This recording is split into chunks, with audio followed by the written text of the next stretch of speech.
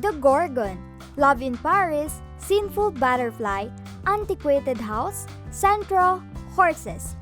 Nagkapirasa na yan sa 70 coffee paintings na tampok ngunyan sa art exhibit kan Artlift PH Bicos Art Niha na makukuha sa laog kang Cafe Fabrica sa Barangay Timantong, Daraga, Albay. May semi-realism, realism, landscape, portrait, contemporary art, as in surrealism. Anmanlain-lain na klase ng painting na pwedeng mahiling digdi. Sigon kay Dennis Concepcion, curator as in founder kan Artlift PH Bicol, obheto kan sa indang exhibit na matabangan ang sa indang mga pag-iribang artist, urog na itong mga nagpupuon-puon pasanaman sa arte. Last year, October noon, nagpunta kami ng copy painting art jam. So lahat ng mga artists, in-invite namin na mag-copy painting. Nandun lang kami sa may park, sa Kalayaan Park. Doon lang kami nagpipinta. Yung iba, tinuturuan namin magpinta gamit ng kape. So yun, doon namin naisip na pwede pala yun i-exhibit. Makukuaman sa exhibit ang mismong mga obra ni Dennis. Saro sa mga tampok na obra niya, iyon inapod niyang ang mga babae ay laging tama.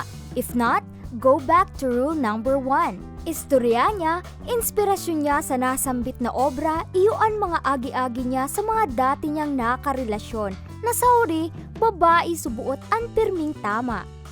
Nakaka-motivate kasi yung art ng hindi lang na-motivate ng art yung artist, kundi pati yung ibang tao. That's why sa ibang ibang lugar, gusto nila may painting sa sa office, sa condo, yan, sa bahay. Para pagkagising nila sa umaga, mas na-motivate sila. So yun yung beneficial na aspect.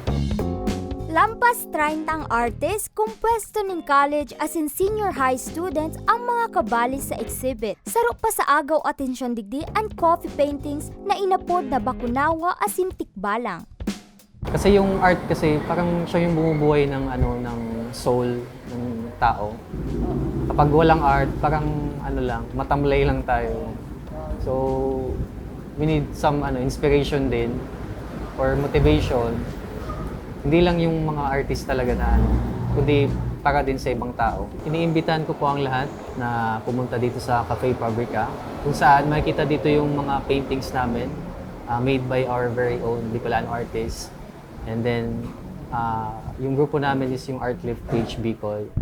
Pebrero 11 kan buksan ang Art Nihan exhibit na parte kan selebrasyon kan National Arts Month. Madurar ang exhibit sundo sa Marso 4. Mientras tanto, mababakal ang coffee paintings poon 500 pesos sundo 3,500 pesos. Para sa mga baretang Tatak Bicol, Miriam Manalili, Bicol University Intern.